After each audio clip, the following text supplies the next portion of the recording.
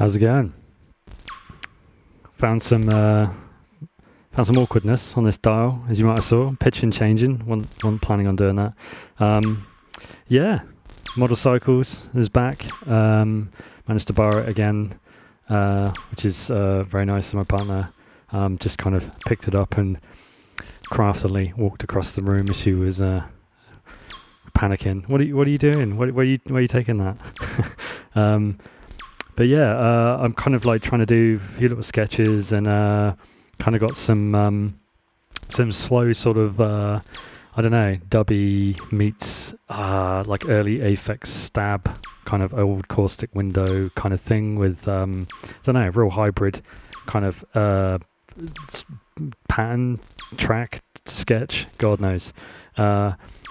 Again, like this box just seems to have some really it's just an intense, aggressive, punchy, in your face kind of sound to it, which I'm really enjoying. I've barely touched it since the last video, so I've kind of just plugged it back in a bit yesterday to kind of play around.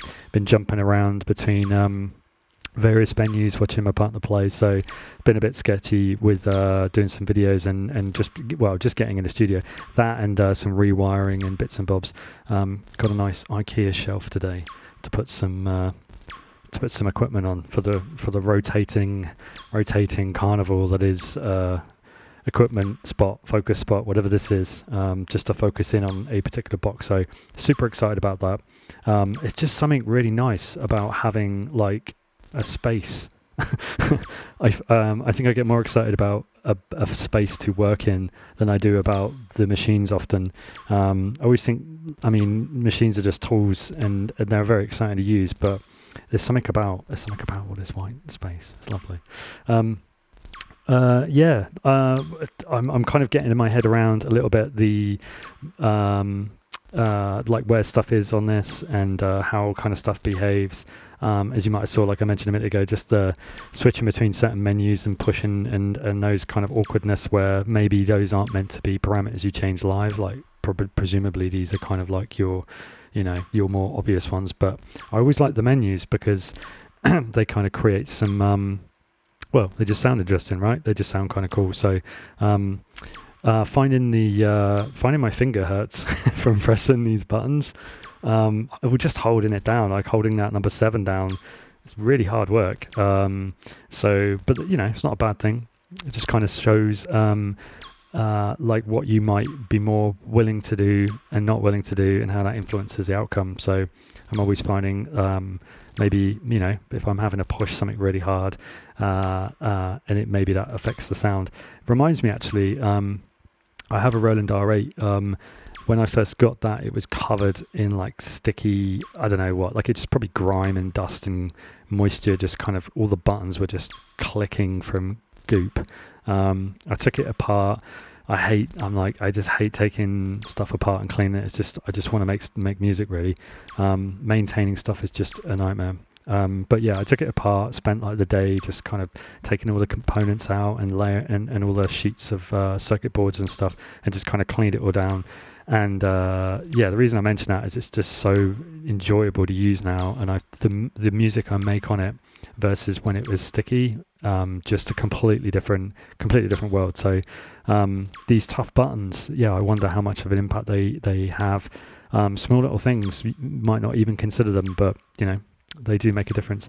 What I've got going on here, so the first thing I've noticed, like with this compared to say like the rhythm, is those kind of like more specific, like I don't know, like you might change the trigs and parameter locks, and it's a bit more of a kind of on the rhythm. It's a bit more of a kind of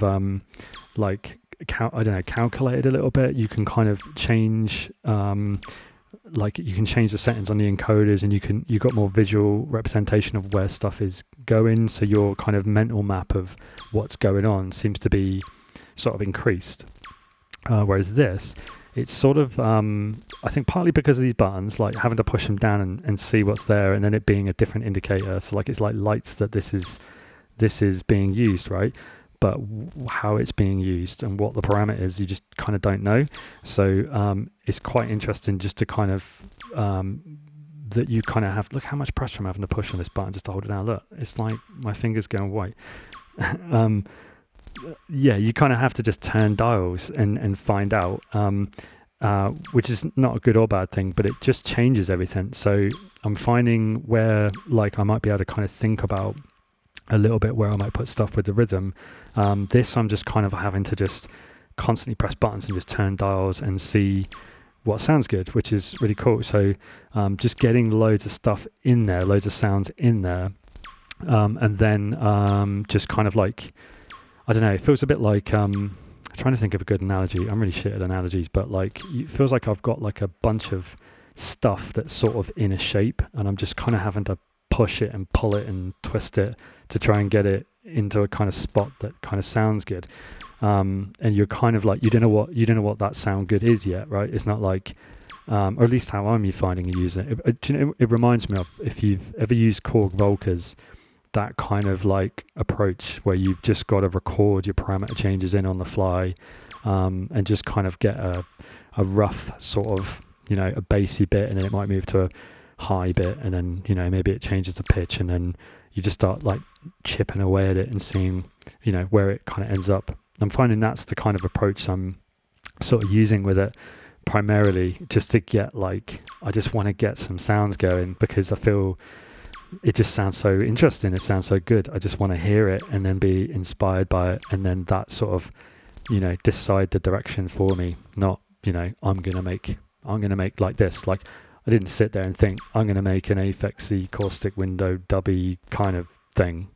Like I just, and I wouldn't even say it is that, but you know what I mean? It's like I wasn't thinking that. I was like, oh, here's some basses, and then I was playing around with the LFOs, with the EMV, and just using the pitch.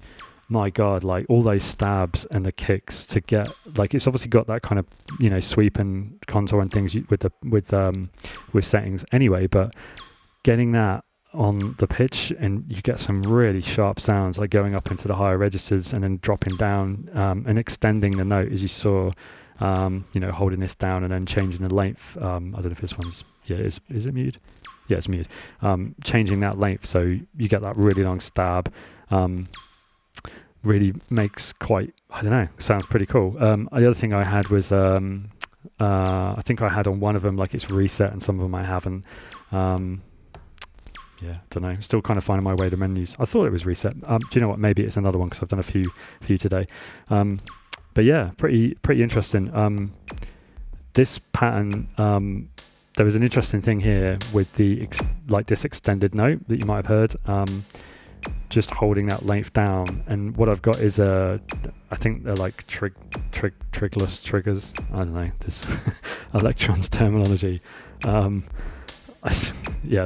just call them steps still because I'm a Roland head, but it doesn't trigger a note, right? It's just parameters.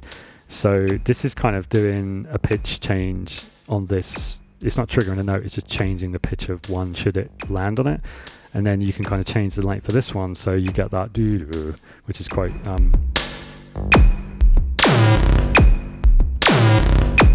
that kind of thing, which is it's pretty cool. So I was quite enjoying that.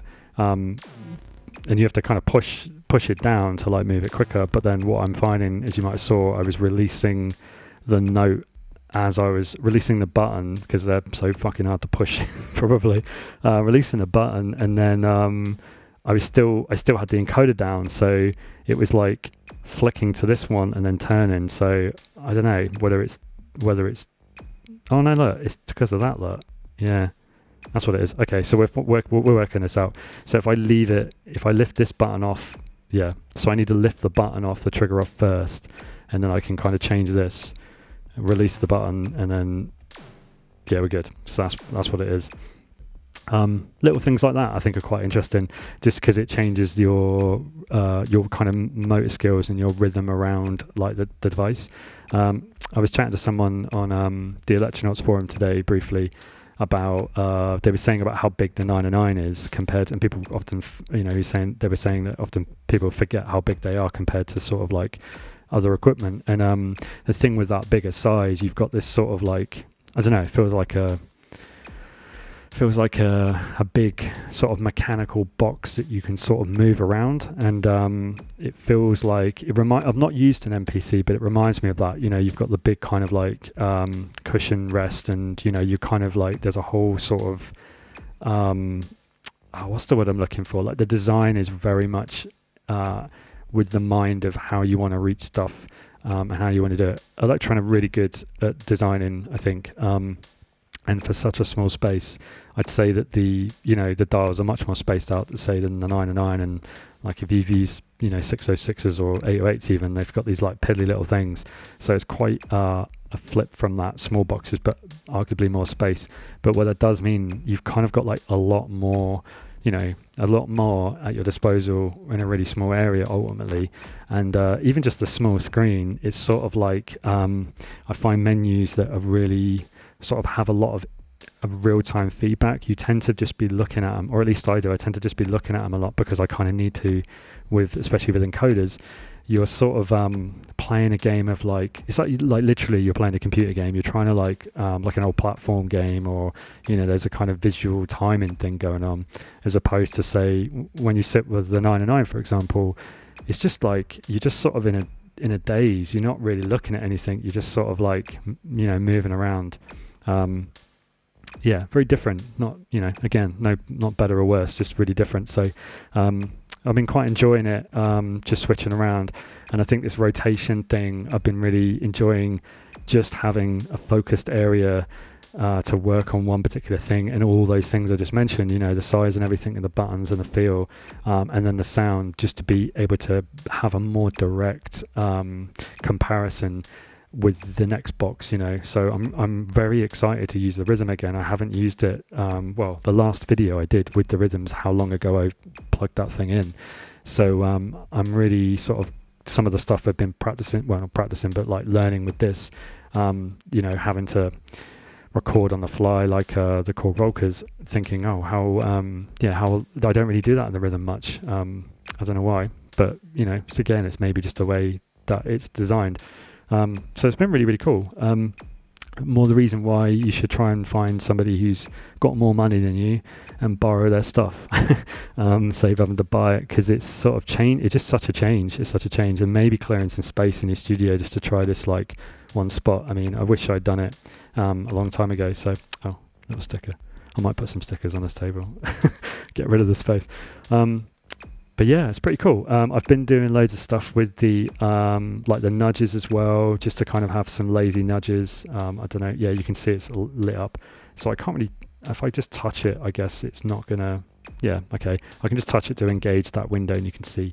So I've just kind of had like little things, some on grid, some off, depending what it is. I think this one's definitely off from memory. Yeah, so I find that's really good in the sense of it's although there's some visual representation there, it's like I don't know what, I can't do the math on that, right, nor would I want to.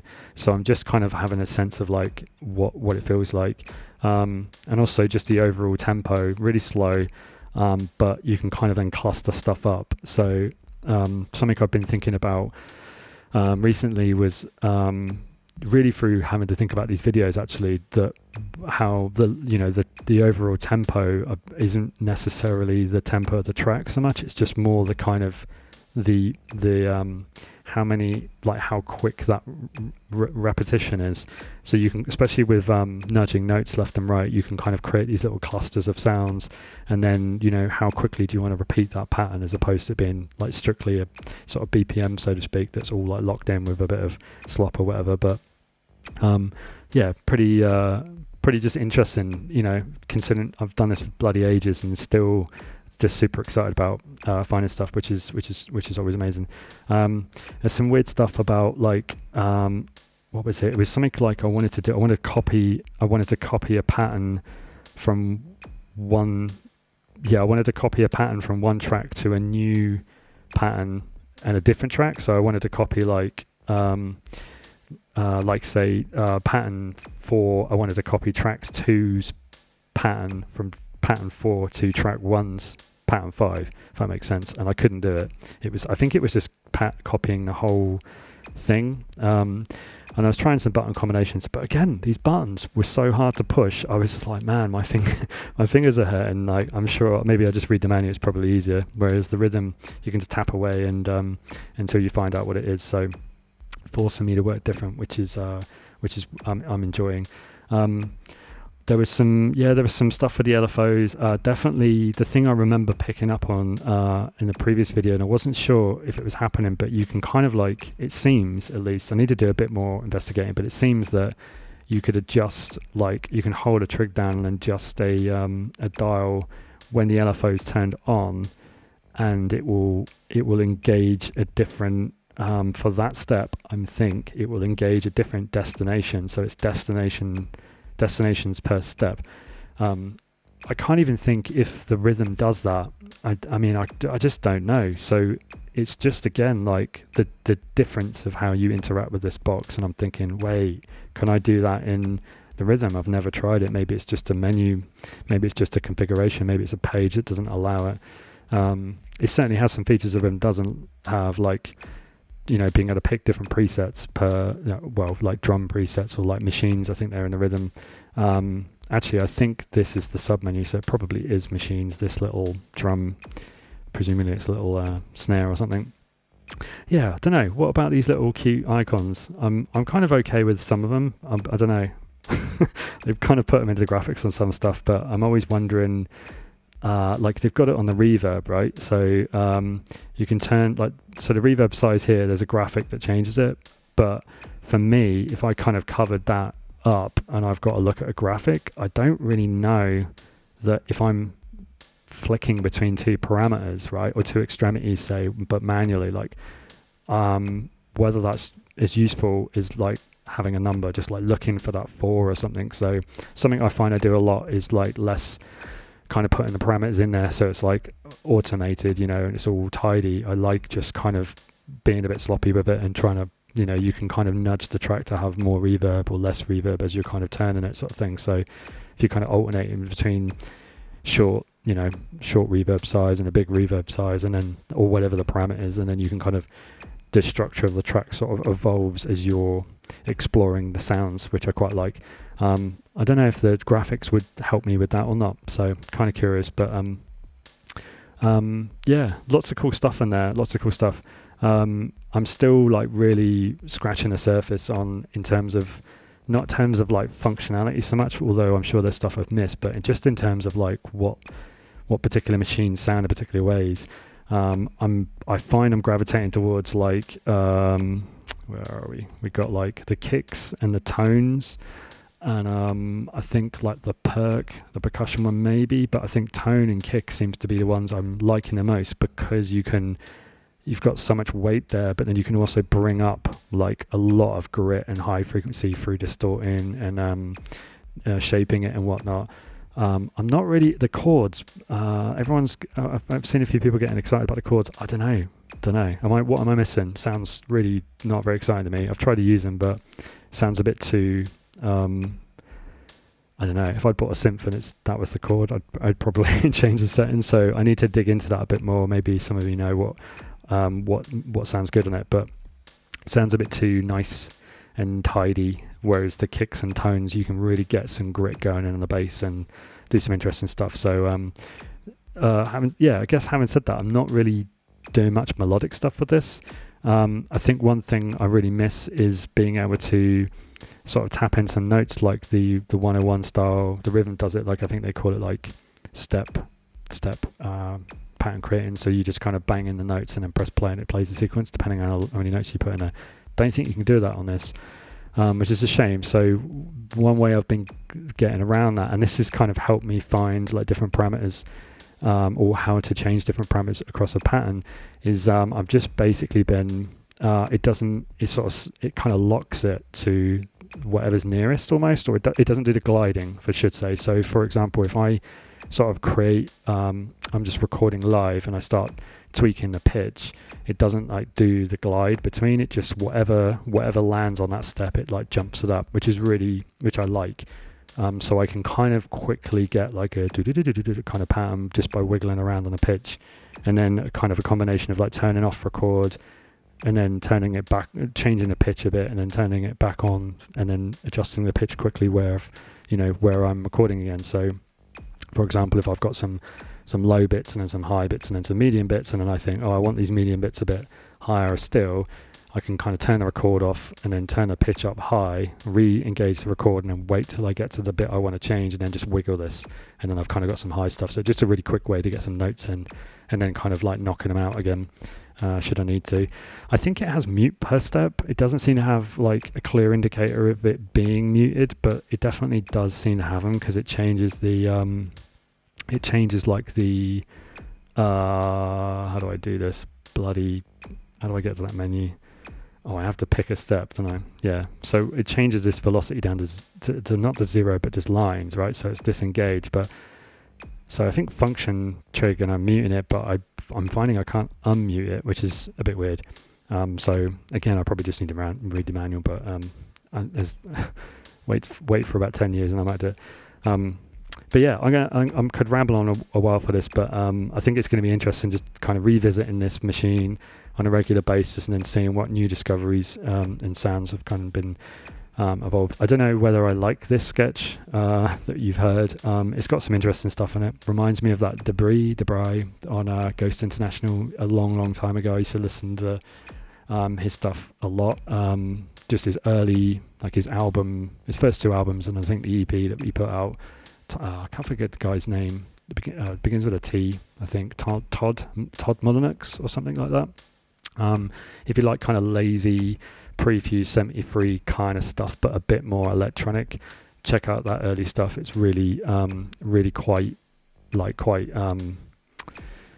it's really minimal and sparse and lazy, and just he's got a lot of groove. Reminds me of like how when Luke Vibert's on a track, it's just full of funk regardless. Like you could get a 3, like one of his albums, he's got a 303 on it, and it's just that 303 is like such a lovely funky bass line. So he's got a similar, a bit more kind of like clinical by comparison to Prefuse 73 and Luke Vibert, but very worth checking out anyway. I'm sure there's lots of other people that do stuff like that now, but I barely listen to anyone's stuff anymore. Getting old maybe. Yeah, pretty cool stuff. I'm going to leave it there, and I'm looking forward to do some more stuff with this. Nice one. Cheers.